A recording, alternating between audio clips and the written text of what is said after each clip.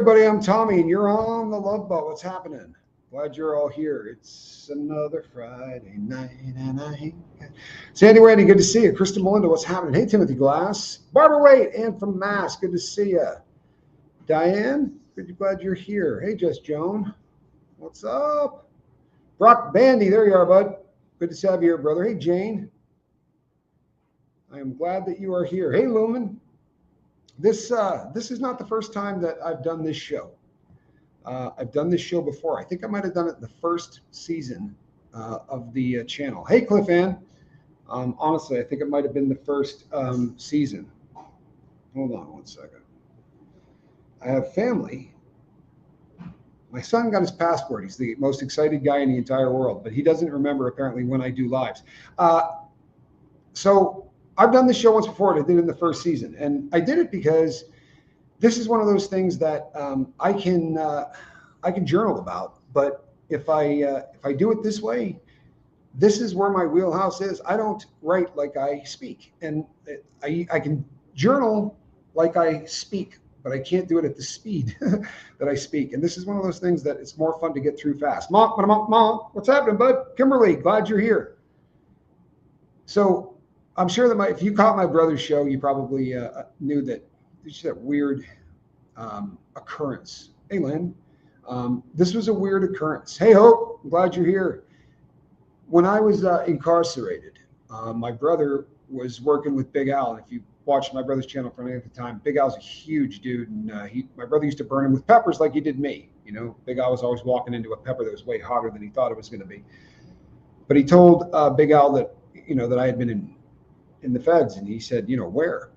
And he told him Lewisburg. Now, if you've been in the feds, Lewisburg is just a really tough institution. But when I was there, it was a SMU. That's a special management unit. So it was a 23-in-1. It was one of only 3 Supermax facilities. So it was not, you were locked down 23 hours a day, and that would be 5 days a week. On the weekends, you're locked down 24 hours a day.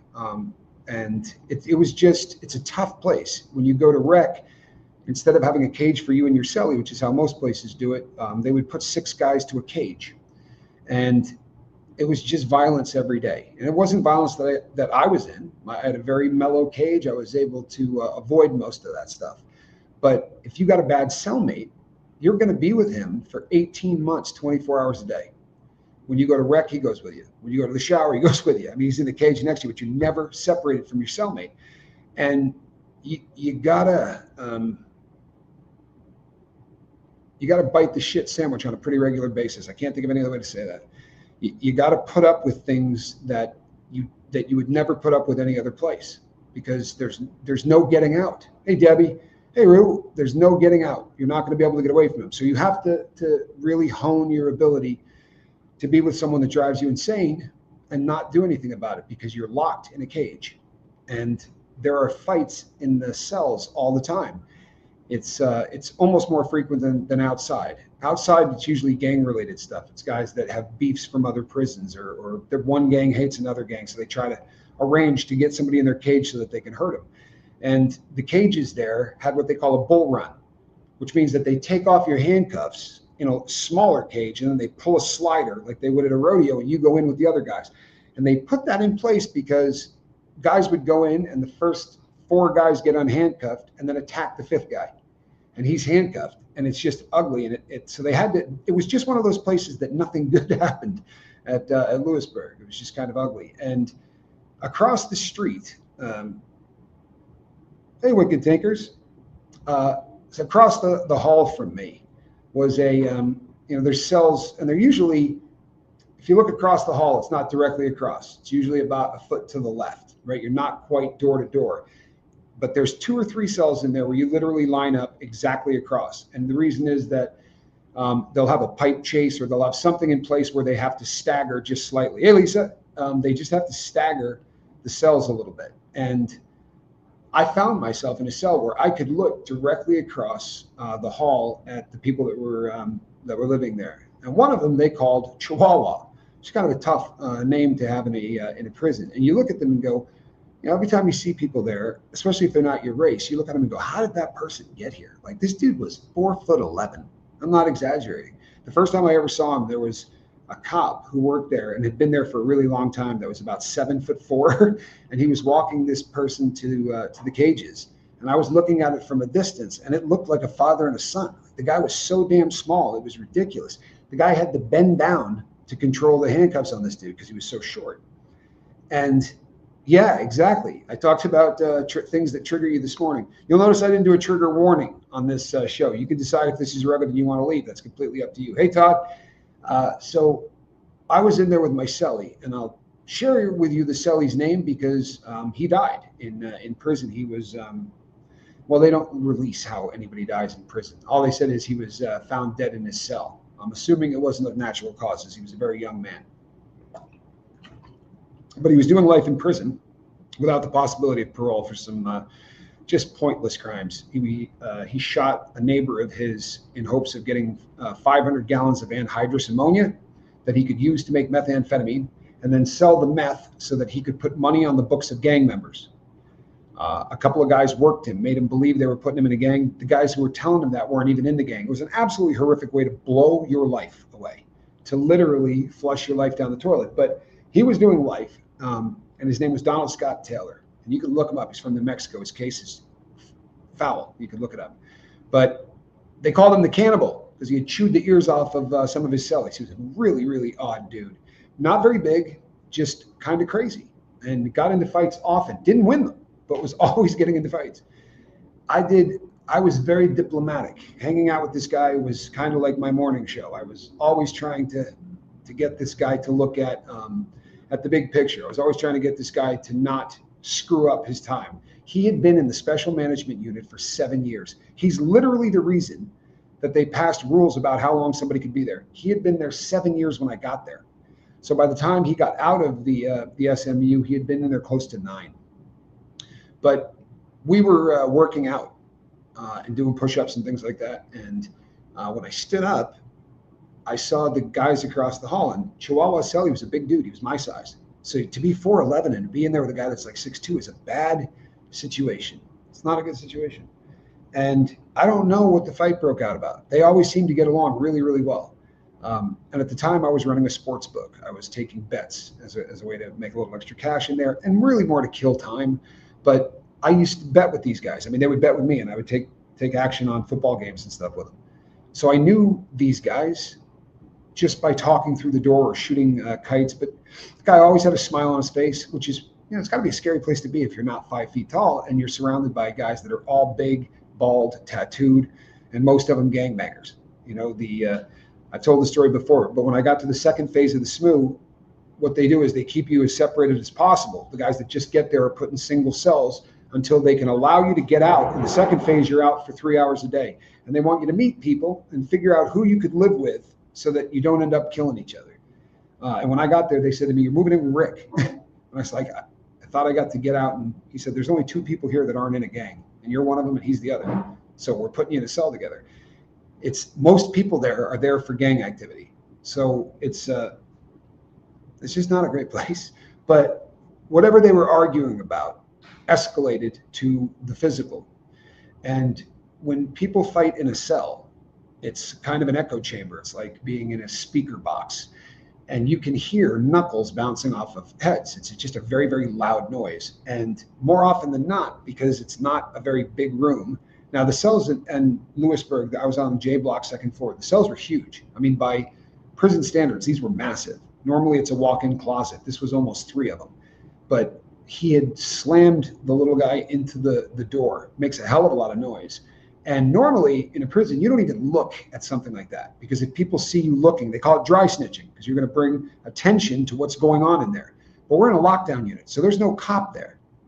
And in modern prisons, you have a panic button in your cell. If something bad happens, a guy has a heart attack or whatever, you can hit the panic button and it goes off in the office of the COs, and they come running up to make sure that, nothing bad is happening. They don't have those at Lewisburg. It was built in 1933. So if you need a cop, you kick the crap out of your door.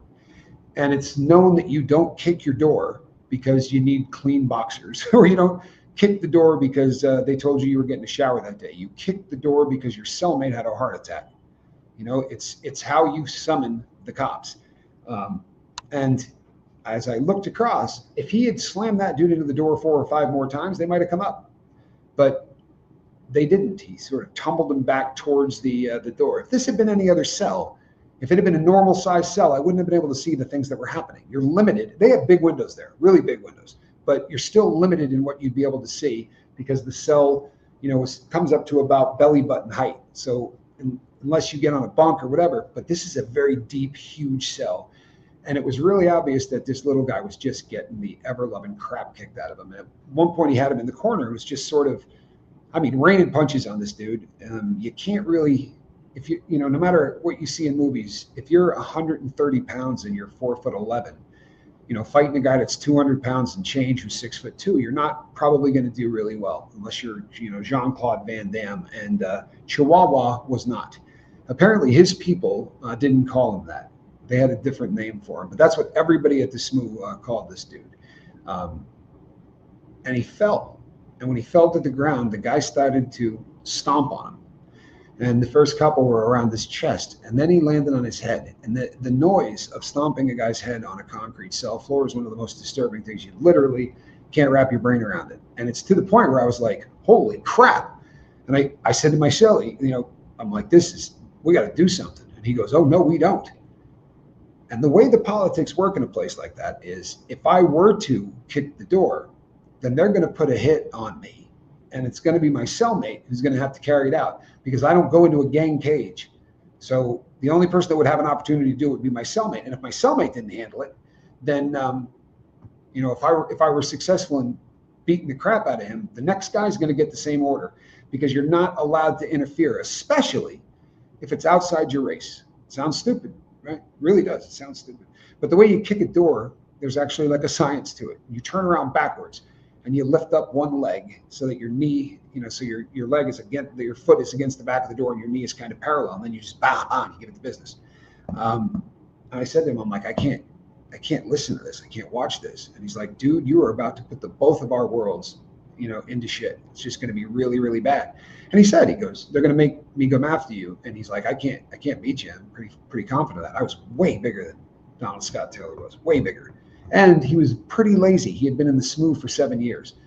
He hadn't been doing any working out until I got there. And he just was not, he was willing. He was game. The guy was not afraid to fight. But when he told me, he's like, I fought my last 7 cellies. I said, really? He goes, yeah, I'm 2-5. So of the last 7 cellies, he lost 5 of those fights. And he just said, please, Rob, don't do this. And I, hindsight is always 20/20. But if I could do it all over again, I think I probably would have kicked the door. But I didn't. And it's self-preservation and, and all of that jazz. And prison's an ugly place. And I don't know what the kid did. And he wasn't a kid. He was a grown man. He just looked like a kid. He was in his 30s, I think. But he didn't stop. Like the stomping on this went on for so damn long that I put in a pair of headphones and I walked all the way to the back of the cell by the windows. And even over, I had the radio was a Sony MP 35, right? FP35, sorry, Sony FP35. And I put it up as loud as I could, and I could still hear it over the tunes. So I put my face up against the window. All of the windows at Lewisburg had been blown out, like people had broken them years ago. So terrible place to be. There's no heat in the winter, and there's no air conditioning in the summer. Just a terrible environment. So I got as close as I could so that my face was sort of outside, and no matter how loud it was, and my cellmate got right next to me and started talking like this, because even that psychopath, there's nothing fun about any of that. I think everybody in there probably was sick to their stomach, but it didn't stop until it did. And when it finally stopped, Lewisburg is a loud place. There's always a guy in cell 2 who wants to talk to the guy in cell 8. But you can't get out. So people scream. I've talked about this before. And they'll scream whatever they are. Hey, you going to wreck tomorrow? You heard? They answer they end everything with you heard. And it's nonstop. It's a cacophony. It goes almost around the clock. Super disrespectful because you're never going to be able to get at them. In a unit, if someone did that, at 5 o'clock in the morning when they pop the cells, we'd go in and hurt them. But you're never going to be able to sort of get at the people that are doing what they're doing. It's almost a way of I don't know, you're protected, except from your cellmate or your gang brothers. But this was silent. when this dude stopped stomping on this guy, there was no noise. And it was bizarre because I had never heard it quiet. You know, there was never a time ever at that place when it was quiet. And I think no one was, you know, wanted to be the first person to say anything. It was just kind of, well, it was bizarre. It really was. Anyway, I went through a load of crap on this mentally because they came in to get the guy. The worst part is they walk every 30 minutes. And I don't know whether the guy was trying to time this, but they had just walked. So when he was done beating this guy, he sat down at the desk. I could see it from where I was at, and started to eat a box of Cheez-Its. You could buy one of those a month. He just started eating a box of Cheez-Its sitting at the desk, and there was blood all over the place. By the time the police came up, it was starting to go into the door. I mean, it was just, everybody figured the guy bled out, but I'm still standing there. And now I'm looking, and when you hear the cops, everybody goes away because you don't want to be a witness to anything. And they pepper sprayed the inside of the cell before they went in to get his cellmate. So, and I remember thinking to myself, if the guy's not dead, he's on the ground trying to breathe, and they're pepper spraying him. But they went in with a sheet with handles on it. Is all I can. I don't know how else you would describe it. It's like a sheet with handles, and there was a guy on either side, and they put this dude on that and took him out, and he laid a strip down the entire length of the tier. It was horrible. So they put tape across the cell, like you would see crime scene tape, and it said FBI investigation, right? Do not enter, blah blah blah, because this dude is going to go up for murder, right? This is premeditated. This is, you know, first degree stuff. Contrary to popular belief, you just can't kill somebody in prison and walk. I mean, they are going to charge you with that stuff. You hear the stories of all of these guys that come online and talk about, they see this stuff every single day. It's not how it is. I mean, maybe those prisons exist. I never saw them. Prison is just boredom. There's usually nothing going on until it's no longer boredom. And then when it's not boredom, it's terrifying. And it's Groundhog Day. You do the same freaking thing every single day. There's no variation at all. In fact, every Wednesday, right? What's today? Friday. They had fish today. Like, you know what you're going to eat every day of the week. It's just friggin' Groundhog's Day. And I'm directly across the hall. They pull everybody. That tier was 120 feet long. There were guys that were so far away that they just knew that there was action. To pull somebody that far away and say, do you know what happened? But we had the unfortunate position of being directly across the hall. So they pulled in me and my cellmate to interrogate you, I guess is the best way to put it. If you saw the entire thing, like when I got stabbed, you can't even tell them who stabbed you. It's kind of there are rules in there that may not make a lot of sense, but there are rules. So when I went in there, the guy goes, hey, what did you see? You know, can you tell who started it? What were they screaming? Was there anything? I said, I didn't hear anything. I didn't see anything. And the guy looked at me and he's like, that must have been tough. And it was, right? I was only maybe 10 feet, 12 feet away. You know, it's a pretty narrow hall. It's also really low. The ceilings are like, you know, if I was not handcuffed, I had never once been in that hallway without a couple of set of handcuffs on. But if they weren't, I probably could have put my hand up and touched the ceiling. Really, really low ceilings. And that makes more of a speaker box. You know, when people are yelling, it's just the loudest thing in the world. But the noise of that stuff. And I said, no, I didn't hear it. I had my headset in and I was reading. And he just said, you know, I understand the code and all that. He's like, but this dude, you know, probably won't make it. And I didn't have a responsibility to help this dude. It may sound really crappy, but I didn't. I had no responsibility whatsoever to help this guy. We weren't homeboys. We weren't the same car. We weren't the same race. He wasn't from the same state. Like this, we didn't know each other prior to him sliding directly in front of me. Like he had been betting with my sports book, but I'd never seen him. I didn't know who was. The first time I saw him was because you rotate every 21 days in the smooth. They're afraid you're going to tunnel out apparently. But every 21 days, you got to pick up all your crap with handcuffs on and move it from one cell to the next. So you're always moving. And that was the first time that we had lined up. And I realized that this is the dude that I had seen the cop walk out. He was just so freaking short. And it's so my brother, you know, brought up Big Al today. We were sitting on the couch talking about it. And he said, he told me about Lewisburg, and I looked up a video.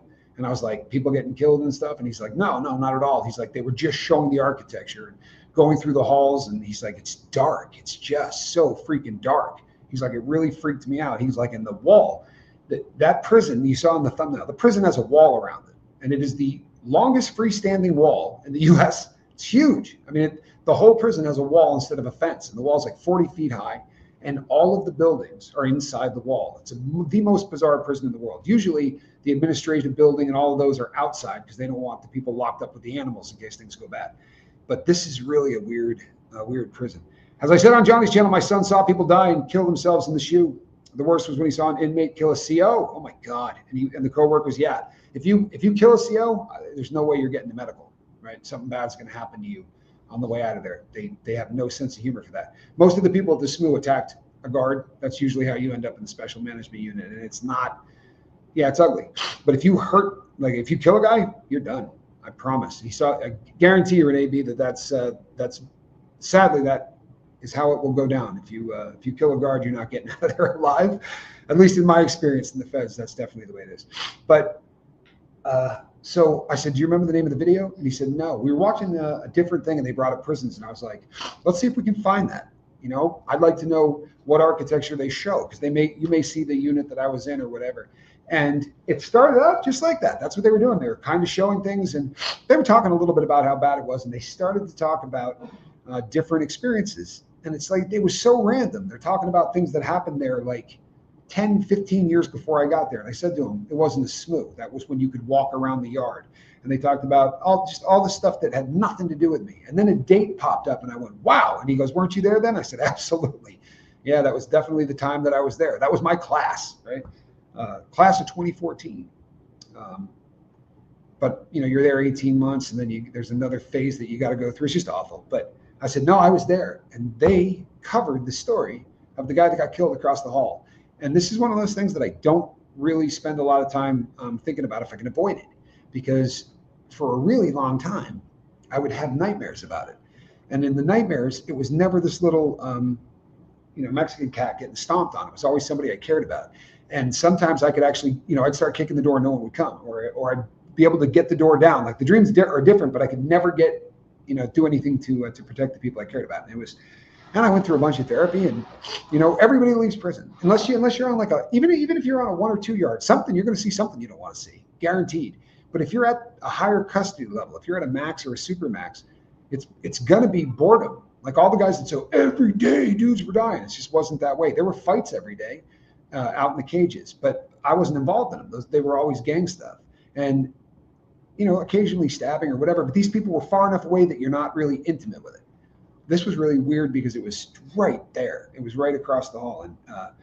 And then you start doing the guilt thing. And as I said, I didn't know this guy squat. Your job is to get out of prison. It sounds horrible, but that's your job. Your job is to go home to the people that love you. Do whatever you got to do so that you're not there longer. Do whatever you got to do so that you don't get hurt or you don't get killed. That's your job. There is no other.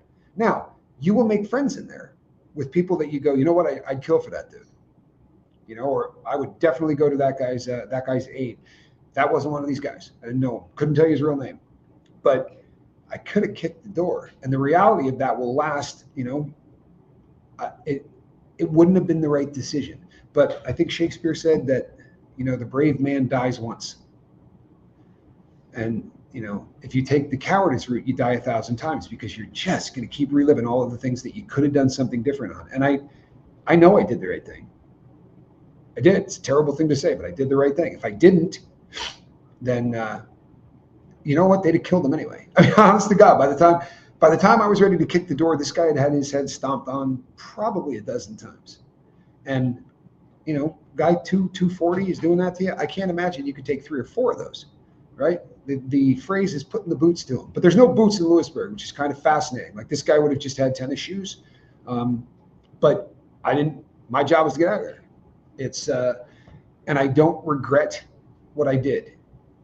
I regret that I put myself into that friggin' building and had to see that, because on days that, there really wasn't probably, I don't think they could have saved him one way or the other, but there are days where you feel pretty good about yourself and things are good. And then something comes up and triggers you and you're like, you got enough, I don't know what the word is. You got enough skin in the game that day. You're feeling good about yourself. Everything's kind of groovy. And there are days you get through those and you just go, yeah, you know what? Sorry about your luck. I mean, that's tough and it sucks. And then there are days you go, man, I probably didn't do the right thing. And the more you're trying to be a good person, the more that it doesn't take much to trigger you back into those things. So I did everything I would tell you guys to do. I said that as soon as Johnny looked at me, and I felt so bad for my brother, because my brother looked at me like, oh crap, man, I was just trying to look at the building, I mean, what are the odds? And I said to him, like, I am one of those people that is starting to believe that there are no accidents, so it becomes what am I supposed to take out of the fact that this had to come back up now? Does that make sense? Why did that come into my life today? But this is one of those days where I wasn't necessarily prepared for it, which is funny because I did a show on triggers this morning. But I did all of the things that I would tell you to do. First thing I did is I got up, I walked into my room, and I put some shoes on. And I said to my brother, I'm going to go for a walk, because if I can change this environment, I walk outside, the ocean's loud as hell, I'm hearing it in my ears, and I'm walking down and I'm seeing all kinds of things and people I haven't seen before, and the sights. I changed the stimulus for my brain. Which is good, because when I first saw it, my pulse started to race. I started to sweat. The fascinating thing about triggers, and this is why, this morning I was like, I hate that word. There are downright triggers. This is a real one, but most of the time it's not. The name Biden is a trigger for me. That's not a trigger. A trigger will take you back to where you were the time that something happened, right? Your blood pressure will change, your physiology, everything will change. You start feeling smaller than you are. Crazy stuff happens to you. This was odd, right? This was really, really odd. And I went outside, I walked around, and then I came back in and I started journaling my ass off, and I reached out and talked to a friend, and it's there are times where that's not going to be good enough. And, you rinse and repeat. I'm going to do more journaling. I'm going to talk through stuff. And I'm going to have a bad night's sleep. I can all but guarantee I'm going to have a bad night's sleep. I'm going to try not to. I'm going to do everything I can to get this out of my dome. But this is one of those things that I have. This creeps into my dreams on a pretty regular basis. And the reason that I'm coming and doing this is a very different form of journaling in a lot of ways for me. And if I can take something that is really ugly and maybe make something out of it that isn't, then it's a little bit easier to deal with. One of the things I do these days to get high is I help people with things like journaling and getting stuff out of their head, because I lived the vast majority of my life stuffing things in a closet inside my dome. And we all do it.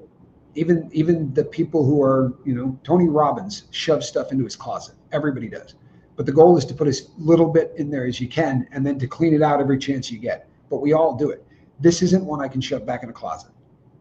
It just isn't. If I shove this back in the closet, it's going to break off the hinges. I'm going to have horrific freaking nightmares, and I'm going to have them until I talk about this, right? Something. There's something to that, Megan. As horrific as your experiences have been, do you feel it prepared you for life? You know what?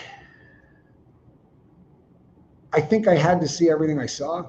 I think I was supposed to see everything I saw, and I'm not exactly sure why. There are days that stuff is really obvious to me, right? Getting sober, I had to do that because I find that one of the things that makes me feel better about myself as a human and makes me feel like I didn't waste the first 46 years of my life is if I can take those experiences and turn them into something positive. It's almost like the first 46 years of my life, I was at a university to F up every single way a human being can, so that the remainder of time that I have on planet Earth, I could try to keep a couple of other people from doing exactly that, if that makes sense. And that helps my head big time. And servitude to others is literally one of the best things that you can do to release a crap load of really cool brain chemicals, right? And it's a hell of a lot cheaper than dope. It is. It's a hell of a lot cheaper than dope, and you will feel a whole lot better about yourself. When you are done doing it, there's no guilt. When you're done doing it, there's none of those things. You're not going to overdose on it. Servitude's a beautiful thing. Helping other people is a beautiful thing. It will leave you a better person. And if you're doing it with any kind of drive, you don't even have to be good at it. You just have to be driven. But if you're doing it with any kind of drive, you are going to affect people in a way that you will leave the earth a very different place than you found it, right? That's a cool thing. And it is what keeps me as sane as I can be. It's what keeps me from swimming in a pool of regret. You know, I did a show on this a couple of days ago. You have past, you have present, and you have future. We make goals for the future, right? We will not make those goals if we're not comfortable in the present. So you're not going to shape your future if your present is not in a good place. And the way your present won't be in a good place is if you're living in the past. If you allow the stuff from your past, and we've all got it. This is just a really great example of trauma that can come back into your life, because a trigger can come, and it's a real trigger. My brother could probably say better than I could, because as soon as it was done, I looked at him and I went, "You have any idea how bizarre this is?" And he said, "What?"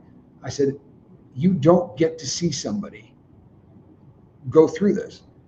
He saw the memory, right? If I had it in my head, and this happens to me normally without external stimuli, something will happen and it will trigger me. The song I was listening to that day will come on, and it will and that will go, "Oh man," but you're not going to know it.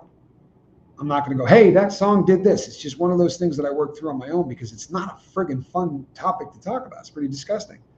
And it's just, there's something about the cruelty of institutions. You know, we kind of, you hear, lock them up and throw away the key. It's easy to say that because nobody gets to see what it looks like when you lock someone up and throw away the key. You know, if you had a chance to see that stuff, I think that you'd hear that phrase a lot less, because very often people will say that for things like theft, and I'm not saying that people who steal shouldn't be punished, but people who steal aren't doing it like you see in the movies. Even people that rob banks, they're not, it's never Robert De Niro and the crew. In my lifetime, I can think of one crew of people that got busted that way, where they were going in like the movie Heat and trying to rob banks. That's normally it's a dope fiend, and they're just trying to get enough money to survive. Throwing away the key for those people is tough. But what happens is, it's the university of crime, and there are people that show up there that are probably not in a great place, but over time it transforms them into somebody that can stomp on a man's head until it's odd shaped, and you've destroyed everything inside it. It turns people into a kind of monster that only locking someone in a cage can do. So this is a shite subject matter. It really is. And I didn't do this as much for a learning experience as for a way for me to feel, for me to process this in real time, because I've already journaled a little bit, and I went for a walk, and when it was over, I didn't feel right. I still didn't feel right.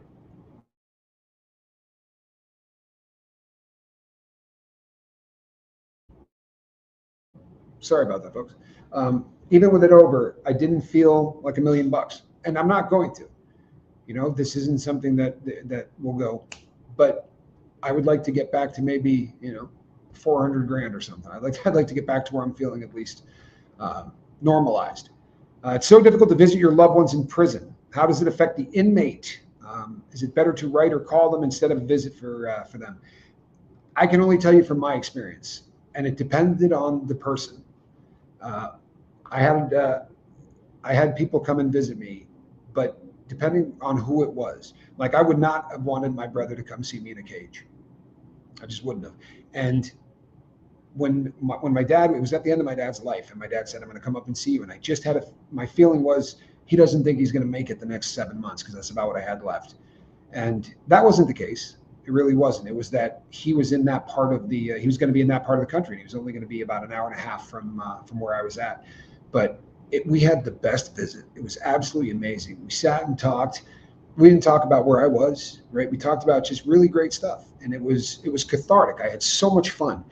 But when I had to get up, and they were walking me into a room where they were going to make me take my clothing off, bend over, spread my butt cheeks, and cough, and do all of those things, and I knew that me walking away was killing them, and watching them walk away was killing me. It was good for us, but if they said, "Hey, I'll be back next weekend," I would have gone, "Well, why don't we just wait?" It was great to see you, but maybe write me a letter. It's really tough to watch your loved ones leave. I did a sentence where somebody wrote to me every single day. They came and visited me every other week. And when the last sentence came along, I cut off everybody. Like I didn't allow anyone to come see me. My last rip, I didn't want anybody anywhere near me. I just didn't. And It was at the very end that my dad came. That was the first visit I had had on that entire sentence. And I did that on purpose because I had tried it the other way. And you end up living half on the street and half in prison. And the problem with that is you can't do anything to help the people on the street you love.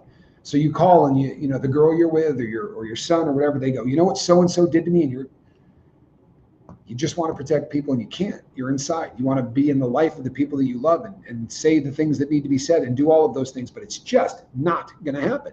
And that's so frustrating. And you're half in that world. You're running up to the phone as soon as they open the doors to try to call home and make sure people are right. We only had 300 minutes a month. So if you got on the phone and made a phone call, you got 10 minutes a day. That's about it. Right? So that was hard. And the other problem is you're half in the prison. And if only half of your mind is in the prison, you got a really good chance of getting hurt. You know, it's not as dangerous as you see in movies. Guys aren't walking around raping people every day. Like the stuff you see in movies, you just assume every single day a person's either getting stabbed or raped. And that's just not how it is at all. But you want to have your wits about you. And if you're walking around and you're thinking about a person on the street that you're convinced is cheating on you while you're inside, you know, she's with Sancho or whatever, you're in danger inside. You know, and you're not doing anything to help outside. So I would go with letters. I really would. Thank you for trusting us to use this time to help work your way through this. We love and support you in all ways, always. Thank you, Jane. I appreciate that. I think the other thing is this. I do a show every morning. We talk about some pretty heavy issues and people share things, and it's very much this kind of a program. We talk about journaling primarily, but you know, you can go, you need to write in your journal, right? That takes a day. But to talk and ask and answer questions and let people ask questions will bring things out that will make the whole journey and the whole process make a hell of a lot more sense, right? So it's kind of, Dane got the reference. So it's one of those things that when you come out and you do something like this, like if a guy comes out and says, hi, I'm Tommy and I'm a heroin addict and I've been clean for a decade. The person that is having a hard time quitting smoking pot, it's a lot easier to say, I'm trying to quit weed if the guy that got it before you said, I'm trying to quit heroin, right? You don't feel, so these kind of shows where you talk about PTSD or you talk about things that you saw that you would like, that you wish you hadn't seen, I think they're important. And it's, the other thing is, I talk about this a lot. I'm fantastic helping other people with the things that happen to them. I am. I have a gift for this, I promise. And the reason is the emotional part of my brain isn't going to get involved in your problem. The emotional part of your brain is going to be involved in your problem. I can put the logical part of my brain to your problem because it's not my problem, right? This is why group therapy is great. This is why asking people and not suffering in silence is great. They'll give you perfect advice. Almost all people will, because they're not affected by the emotion. You know, if you say, I'm kind of beefing with my family, I got a problem between my brother and my mom or whatever. My mom, it's not my brother. I don't know the 25 years of baggage of your brother calling you 4-letter words and your mom not loving you enough as a kid. I can just look at this and say, here's how you should probably go, because I've read every book on that. But when it's me, the emotional center of my brain is going to run rampant. And it's annoying sometimes to see somebody that seems to have answers for everything, and you go, you know, I don't have answers for everything. This is a problem that I have right now that I'm gonna have to work my way through, and I don't have the answers to everything. People, I get really beautiful emails from people that say, man, you know, you're good at this. You know, you have an answer. No, I don't. I promise you I don't. I'm good at your problems. I'm not good at mine. So I'm gonna share things. There are parts of my life I'm not ever letting anybody near ever again. I made some really big mistakes that way. And I'm not letting people into that part of my life. It's a mistake. But there are parts of my life that most people are not going to have gone through. And this is an extreme example. It may make somebody, hey, don't you do that, Katie, I will throw water on you. It may make somebody else tomorrow say, you know what, there's something I need to talk about. And if that happens once, then this is worth coming on here and doing this. And telling the story the way I just did, I probably would have written the story in my journal again. And I've written this story in my journal probably 70 times. And it takes me a long time to write what I just did in 40 minutes. So thank you, Jane. This was a necessity for me. There are people that will never understand that. There will be people who hear this that don't get it. But it's not a particularly fun subject matter. But if I didn't tell this story, then I was probably going to find myself in a really ugly place. And I got to go to sleep tonight. So I can definitely see put not something like that on my gratitude list. This doesn't go in the gratitude journal. Well played, Barbara Waite. That's funny. We cannot erase our memories and experiences, part of the individual crosses we carry. We can help others bear them. That's beautiful. And I'll tell you something. This is the 5%. I didn't pick that fight. I didn't stomp that guy out, right? That's 5% that I could do nothing to control. But the 95% I can. And I've really tried to work through this. We were watching a video on YouTube, right? I couldn't control the 5% that story would have been covered. What are the friggin' odds, man? You know how many people died in Lewisburg? What are the odds that they picked that one to talk about? That's 5%. I can't do anything about it. So this is the 95, right? This is on my checklist. And, when I say all the time, if you're capable of doing it, you should share with one person what happened. Tell them the story, because it's no longer the monster in your brain. If we leave it inside, we'll make this bigger than it is. This is bad. But if I leave it in there, it's going to get horrible. It's going to get nightmarish. It's going to get relived and relived and relived. And if I let it out into the real world, it loses a whole lot of that power. So I thank you, Jay. It was really a kind thing to say, Jane. It's a beautiful comment. And Kelly, we cannot erase the memories and the experiences. It's true. It really is. I agree with that, Tommy. I am the same way. I'm good at helping others, but helping myself is another story. I understand completely where you are coming from. That's how people got sober. Two guys got together who said, I can't get sober. I can't do it. I can't help myself. Maybe I can help you. You don't let me drink tomorrow, and I won't let you drink tomorrow. And that's where we're at today. There wouldn't be sobriety. No joke. And if there was sobriety, it would be people that said, hey, he got lucky, because the smartest minds on the planet said it was not something that could be treated. If a person was an alcoholic, they were an alcoholic. Keep them away from guns. Don't let them drive. You don't want them hurting anybody. They're going to drink themselves to death. I'm sorry. That's what it was. That was in physicians' desk references. Keep them away from guns and automobiles. So we've come a long way. Now there's millions and millions of people who are sober, and a couple of junkies figured it out, right? Two people addicted to a chemical figured it out because doctors couldn't. There's a whole lot to helping others and having that make you a better human. And I don't mean that from a standpoint of, well, of course you're a better human if you're helping people. I mean, it will make the organism of you better in a lot of ways. If you try to do what you can to help people, I promise it's not such a bad thing. If the energy of everyone around me, it can become overwhelming at times. Why I like a lot of alone time. You know what? I like a lot of alone time too. But the opposite of addiction is connection. I promise you it is. I promise you it is. And the opposite of everything else in life that will screw you up is connection. And the reason that is when things go bad, we withdraw. And the first thing I wanted to do on this is crawl into the bed, pull the covers over my head, not tell anybody about it, and just try to go to sleep. And that's the most unhealthy thing I could do. Wouldn't be much of an example. And the next time I talked about it, I'd feel like a hypocrite. So here we are. B. Hendricks, you're never going to go wrong with that. You're never going to go wrong with that. But you know what my friend used to say? Because I said, I'll tell God. My mentor used to say, you got to tell somebody. And I'd say, I'll tell God. He said, God already knows, idiot. So my friend used to say, God already knows. He doesn't count. You can pray him about it, but it's going to help you get into the real world outside of the nightmare world. But that was just my mentor's opinion, Yeah, apparently God wanted you to do this live today. That occurred to me. Now my job is to figure out why he wanted me to do that live today. Right? That's my job. All right, people, I'm cutting this one early. I changed the time I was going to do this about 5 times because this is just not a show I wanted to do.